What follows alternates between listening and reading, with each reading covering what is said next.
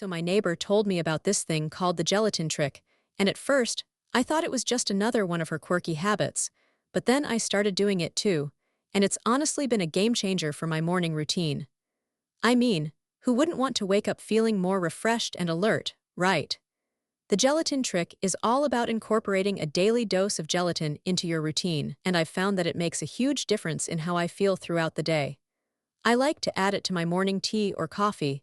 It's become a ritual for me, and it's amazing how something so simple can have such a profound impact on my overall well-being.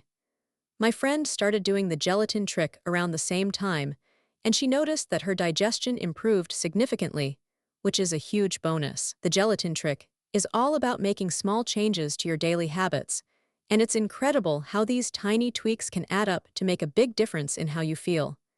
If you're curious about trying the gelatin trick for yourself, I've got a link in the description below that'll give you all the details you need to get started.